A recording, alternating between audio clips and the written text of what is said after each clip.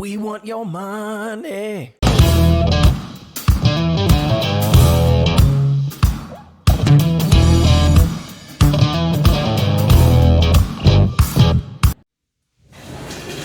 Hey everybody, and welcome to The Whole Truth, where I am taking you through the entire Bible from Genesis all the way to Revelation, and we are not skipping anything. And today is proof of that because we are in the longest chapter of the book of Numbers, and it is very redundant as we see the 12 tribes, and each of the 12 tribes brings the 12 tribes of Israel. If you're new to the channel and new to what we're doing here, we see the 12 tribes of Israel, each of them bringing an offering to the Lord to dedicate the tabernacle and to dedicate the altar. And all of them are bringing the exact same offering. It's 12 days in a row that they do that. Is there any application for us? Well, I hope you'll stick around and find out. If you like the content of the channel, make sure to reach down and hit the little subscribe button below. And also, I wanted to point out to you, especially for those of you who go to my church where I pastor, and you see this, I want you to know that if you'll just look at the subscriber count on this channel, there are way more people that I'm talking to than our church. And anyone from our church, anyone from the church where I get to pastor could attest to the fact that I do not preach about money. I do not pine for your money. I do not want, I'm not here to try to gain your money. I don't want your money in particular. Sure, I want to be able to be paid and I want to be able to live, but I'm not trying to convince people to give more money. And so you just rarely hear it come from me unless it comes up in the text. I was at a church one time when I was probably about 19 years old, maybe 20 years old, and they were very charismatic. They were very got loud, and it was really fun. And they got to the point of taking the offering, and the pastor and his associate pastors got up on the stage, and true story, they began to dance around and they were saying, "We want your money, give us your money." And they were passing buckets around and singing literally those words, just the way I just sung them in that melody from the stage. And people were waving their money and sticking it in the buckets. And then they did something that I thought was tragic. They said, who's going to give more than $20? If you're going to give more than $20, if you're going to give under $20, sit down. We don't even want to see it. If you're going to give more than $20, put them up. And everybody's waving their $20 around or more. You know, they're shaking their money and bringing over the buckets, and they're dropping them, and they're singing, "We want your money." And I thought, man, that's the reason that some churches just have such a bad name. Because whether they do that openly or some that do that secretly. So I want to say from the onset, I'm not here for that. Most of you that I'm speaking to, most of the people who will watch this video, don't go to my church. And so I want you to hear what the Spirit says through His Word.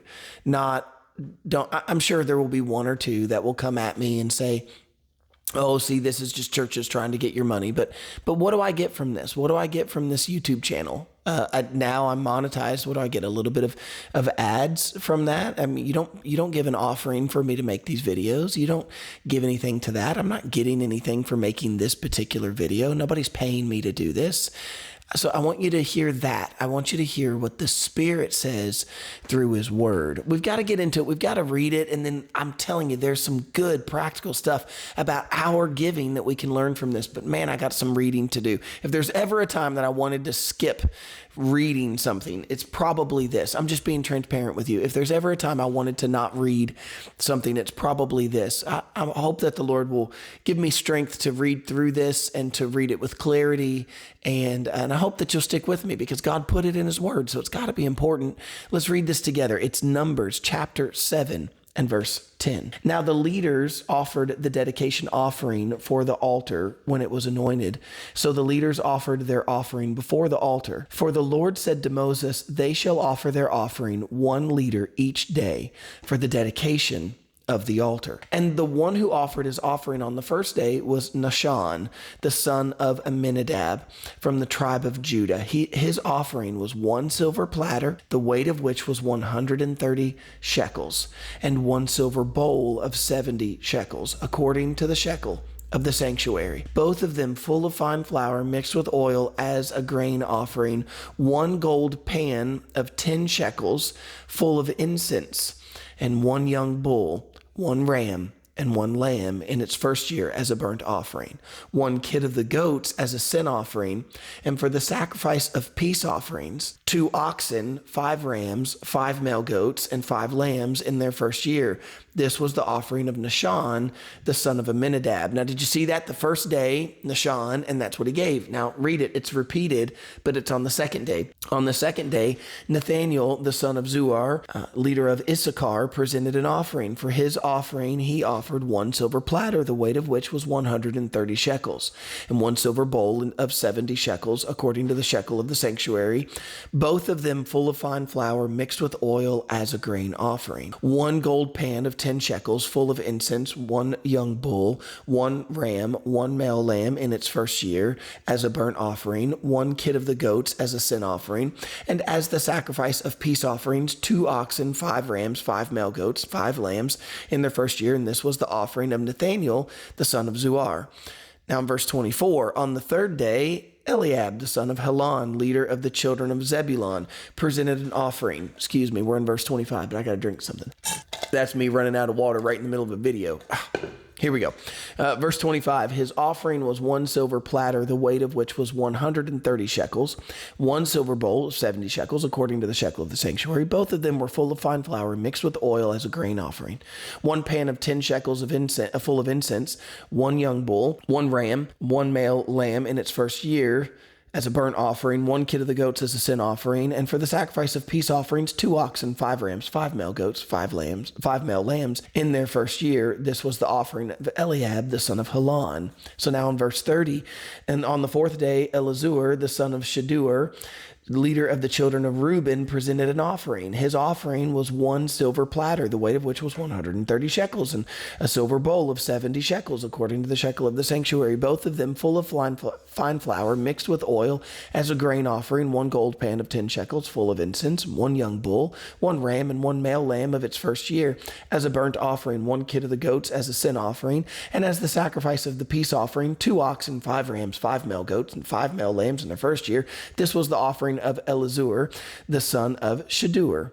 On the 5th day, Shelumiel, the son of Zereshaddai, leader of the children of Simeon, presented an offering. His offering was 1 silver platter, the weight of which was 130 shekels, and 1 silver bowl of 70 shekels, according to the shekel of the sanctuary. Both of them full of fine flour mixed with oil as a grain offering, 1 pan of 10 shekels full of incense, 1 young bull, 1 ram, 1 male lamb in its first year as a burnt offering, 1 kid of the goats as a sin offering, and as the sacrifice of peace offerings, 2 oxen, 5 lambs, 5 male goats, 5 male lambs in their first year. And this was the offering of Shelumiel, the son of Zereshaddai. Now in verse 42, on the 6th day, Eliasaph, the son of Deuel, leader of the children of Gad, presented an offering. His offering was 1 silver platter, the weight of which was 130 shekels, 1 silver bowl of 70 shekels, according to the shekel of the sanctuary, both of them full of fine flour mixed with oil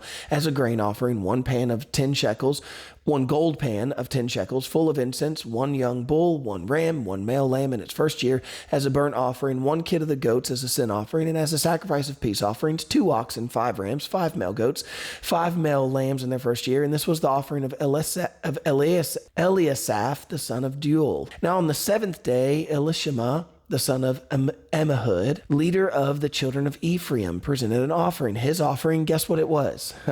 It was 1 silver platter, the weight of which was 130 shekels, and 1 silver bowl of 70 shekels, according to the shekel of the sanctuary, both of them full of fine flour, mixed with oil as a grain offering, 1 gold pan of 10 shekels full of incense, 1 young bull, 1 ram, and 1 male in its first year as a burnt offering, 1 kid of the goats as a sin offering, and as the sacrifice of peace offerings, 2 oxen, 5 rams, 5 male goats, and 5 male lambs in their first year. This was the offering of Elishama, the son of Ammihud. Now on the 8th day, Gamaliel, the son of Pedazur, the leader of the children of Manasseh, presented an offering. Guess what his offering was? This is verse 55. His offering was 1 silver platter, the weight of which was, you guessed it, 130 shekels. 1 silver bowl of 70 shekels, according to the shekel of the sanctuary. Both of them full of fine flour mixed with oil as a grain offering. 1 gold pan, can you believe it? Of 10 shekels, full of incense. 1 young bull, 1 ram, 1 male lamb in its first year as a burnt offering. 1 kid of the goats as a sin offering. And as the sacrifice of the peace offerings, 2 oxen, 5 rams, 5 male goats, 5 male lambs in their first year. This was the offering of a Gamaliel, the son of Pedazur. And in verse 60, on the 9th day, Abidan, Abidan, the son of Gideoni, leader of the children of Benjamin, presented an offering. His offering was 1 silver platter, the weight of which was 130 shekels, and 1 silver bowl of 70 shekels, according to the shekel of the sanctuary. Both of them full of fine flour mixed with oil as a grain offering. 1 gold pan of 10 shekels full of incense, 1 young bull, 1 ram, 1 male lamb of the first year as a burnt offering, 1 kid of the goats as a sin offering, and as a sacrifice of peace offerings, 2 oxen, 5 rams, 5 male goats, 5 male lambs in their first year. This was the offering of Abidan, the son of Gideoni. And on this 10th day, Ahazer, the son of Ammishaddai, the leader of the children of Dan, presented an offering. His offering was 1 silver platter, the weight of which was 130 shekels, and 1 silver bowl of 70 shekels, according to the shekel of the sanctuary, both of them full of fine flour mixed with oil as a grain offering. 1 gold pan of 10 shekels full of incense, 1 young bull, 1 ram, 1 male lamb in its first year as a burnt offering, 1 kid of the goats as a sin offering, and as the sacrifice of the peace offering, 2 oxen, 5 rams, 5 male goats, 5 male lambs in their first year. And this was the offering of Ahazer, the son of Ammishaddai.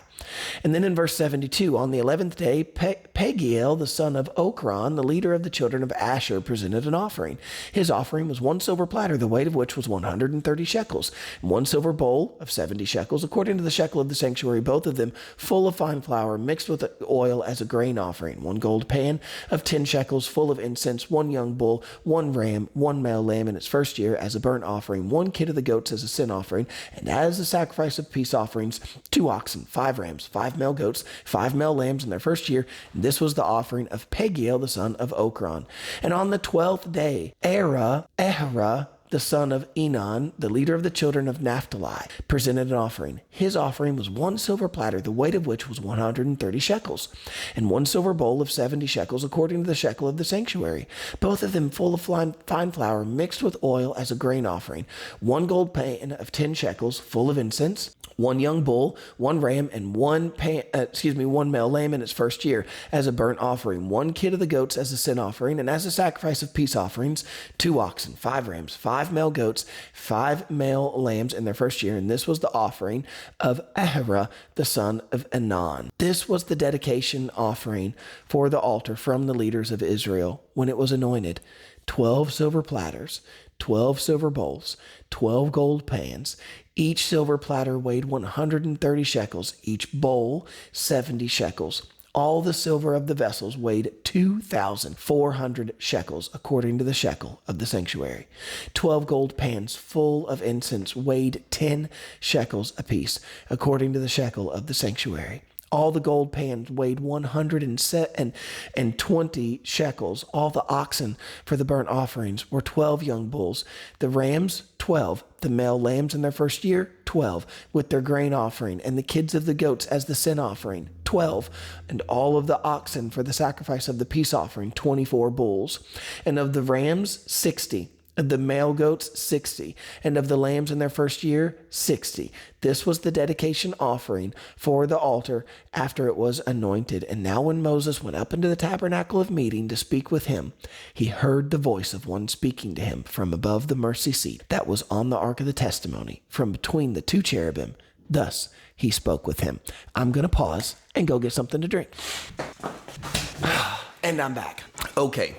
That was a lot to read. I'm looking at like 15 minutes. It's probably a little less than that because I'm going to cut some of it out. But goodness gracious, what a text. I hope that you're sticking with me. I don't plan to keep you much longer, but I do want you to pay attention to what was happening. There was an offering being given to the Lord because the temple was being dedicated. And one of the things you see is this kind of redundancy, and not kind of redundancy, it's redundancy. You see it over and over and over and over again. And so the first thing I want to point out to you is this. You might look look at that and go, that's complete redundancy. Why didn't he just say from the beginning, each tribe gave this amount? But here's a lesson that I think we can learn from this. We want to talk about the practicality of the Bible. And one of the things that I want you to hear is this: God knows every single person, and he knows every single gift that they have given, every single one. When you give to the Lord, he marks that down. You know what the Bible says about giving? It says that the Lord loves a cheerful giver. If you're going to give to the Lord, listen, the Lord is marking these things down. Jesus says to lay up for yourselves treasures in heaven. How many of you have a 401k? How many of you have some sort of investments that you're putting into, maybe even on a weekly basis that you're putting into? How many of you are looking to find things to invest your money in because those pay dividends? How many of you are looking into things that have a good ROI, a good return on your investment? And so you pour into that. But listen, the Lord says when you give to him, when you give offering to him, he is noting that. He is keeping record of it. He sees it. One day the Lord is going to open the books. He's going to check. He's going to check the record, and he is going to see what we laid up with him. Are you more worried? Are you more concerned about your treasures here and what you'll have here when you retire here? Are you considering what you're laying for yourself in heaven? Listen, there is nothing that you can give the Lord that he doesn't return. He does not need you to give to him. He has all the resources of the entire world at his disposal. So when you give to the Lord, get this, you're not doing it because God needs your money. You're not doing it because God needs your gold. He's the one who made the gold. So why are you giving then? It's for you. It's your dedication. It's you dedicating yourself. Let's do this again. Okay, now, what about the fact that all of these things that are being given, it's a lot. A silver platter that weighs in at 130 shekels, a silver bowl that's another 70 shekels, that's 200 shekels of silver. Well, hang on. What do we know about all of these things from the Bible? They always point forward to Christ. What does silver point out? If you'll go back and watch my tabernacle videos, my tabernacle series, we talked about silver representing the redemption price, the price of redemption. We see that as the temple tax. It's silver that is used. In the tabernacle, it's the sockets that are used. They're made out of silver. But we see later that the temple tax for the person, the redemption price of a person, is silver. And then later in the scriptures, when Jesus is sold, you'll remember that he was sold for silver. When Judas betrayed Jesus, he betrayed him for silver. Silver is always used in the Bible as the redemption purchase price.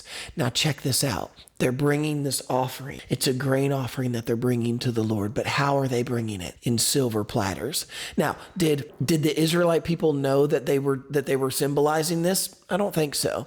I don't think that they fully understood. But this is the spirit of prophecy. This is what God is doing as each person is bringing this very expensive gift. What they're really doing is picturing Christ, because the reason that you and I can bring an offering to God is because Jesus has paid the redemption price. And it was a hefty price. It's the last thing I want to point out to you. Did you notice at the end, as the Lord added up all that was given? It was 12 platters that were 130 shekels each. It was 12 bowls that were 70 shekels each. It was 12 gold platters, and each of those was 10 shekels each, 120 shekels of gold. And by the way, I was going to move on, but I just want to talk about the gold for a second. What's being carried in the gold? What does gold symbolize in the Bible? It always symbolizes his deity. It always symbolizes him as the Lord. And do you notice that the prayers, the incense, that's where prayers were made, was the incense. They were offered up to the Lord, a sweet smelling aroma. And the Bible equates incense to prayer. Well, where are the prayers in? They're not in the silver platter. They're in the gold platter. The gold platter representing his deity, and that's where the prayers are located. That's where the prayers are kept, in the gold platter. Friends, you're not praying to a dead Savior, one who died and was put in a tomb. He is alive. He rose from the grave, and he is at the right hand of the Father, and he stands there as the mediator between God and man. There is one mediator between man and God.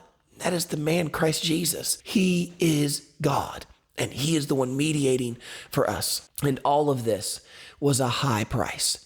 Do you notice how expensive all of these things must have been? All of this silver, all of this gold, all of these ox, all of these bulls. This was a high price. And hear this, your salvation and your acceptance into the kingdom came at a high price. What Christ paid is way more than what any of us could ever pay. There is nothing you could ever pay that would redeem you from your sin. There is nothing that you could ever do, that you could ever give God to pay him back for what you've done. Doing something good doesn't erase something bad, but Jesus paid your price for you. The Son of God died for you and rose for you. He paid the price. His blood is precious. The one who can speak the world into existence entered into that world. He was incarnate here, and he bled and he died for you and I so that we could be saved. Let that sink in tonight. The high purchase price that Christ has paid for you so that you could come unto him. You see, how could you ever outgive him? I'm asking you today, what are you giving him? I got to do this again. Better. What are you giving to the Lord? Are you giving him? Are you giving to him in the same manner that you're receiving from him? Every gift is from him. Every good and perfect gift comes down from him. Shouldn't you want to give to the Lord your best? You see, you don't want to bring to the Lord, or you shouldn't want to bring to the Lord just your leftover. Oh, if I didn't spend all my money going out to eat, and if I didn't spend all my money doing all these other things, then I'll give to the Lord. Friends, he paid a high price for you. What could you ever give to him that would outgive what he's given you? So I encourage you today, no matter where you are, no matter what church you're going to, I'm not asking for it for my church. This is not a plea to get my church to have more money because somehow we're struggling or we're in debt. We're actually not. We're doing great. The plea is for your relationship for the Lord, for you to give, because you ought to give to him. If that's convicting you today, make it right. Give unto the Lord. Go to his house and give to him.